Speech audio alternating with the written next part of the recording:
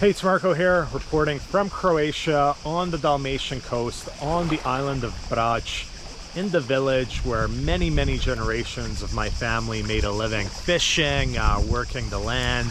And in the last 20-30 years in the village we're from, there's been many high-end villas built behind me. You can't see all of them, but there's 4 villas that are worth anywhere between 1 million to 2 million euros.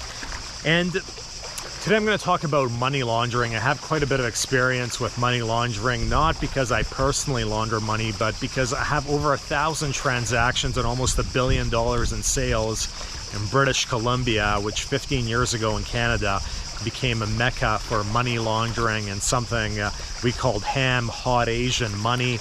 And over the last 15 years, the government has introduced many different steps to curb money laundering, including most recently, Trudeau said no more foreign buyers. From that experience in British Columbia and Vancouver Island, I do think in the next 5 to 10 years, Croatia could become a hotspot for money laundering. And money laundering has many different layers. Locals in Croatia associate money laundering with, you know, someone having a restaurant or a cafe in Dalmatia, having a lot of cash and then using that cash to buy a condo in Zagreb, or drug money and things like that.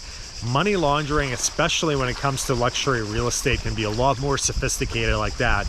You have something called the Vancouver model, which is really well known. You can read about that online. You have also other types of money laundering where someone, let's say, is producing product in country A, selling it to country B. The company in country B is paying them to an offshore company in country C, and then they don't want to send those funds back to country A because they're going to be taxed.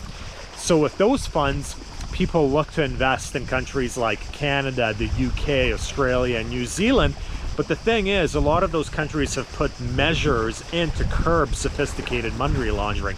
Croatia hasn't. So here are my 5 reasons that I think Croatia could become a popular spot for money laundering going forward. First of all, Croatia, like many other countries in 2017, introduced money laundering and anti-terrorist financing act, etc., blah blah.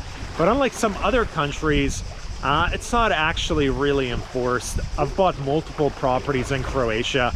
Once, when I bought a luxury condo in Croatia, I transferred the funds from Canada directly into the developer's bank account. I got a nice clean title.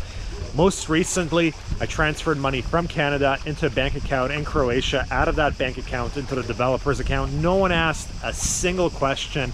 Not a single form was filled out. If I was putting these properties in a company name, there is no beneficial ownership directory in Croatia, so it's very easy to transfer money in and out of Croatia without any headache. So the money laundering and anti-terrorist act, blah blah, it's a lot of fog that the government introduced, but no one actually enforces it. So very easy to move in money in and out of the country, which is very appealing to people looking to launder money. Number 2, unlike a lot of countries, there's no property tax or very little property tax. If you buy one of these villas behind me for 1-2 million euros, you're looking at like 200 euros a year in property tax. If you bought the same villa in Vancouver, I'm just looking because there's a boat behind me. If you bought the same villa in Vancouver, you'd be looking at $30,000-$40,000 a year in property tax. And let's face it, even people laundering money don't want to pay property taxes every year.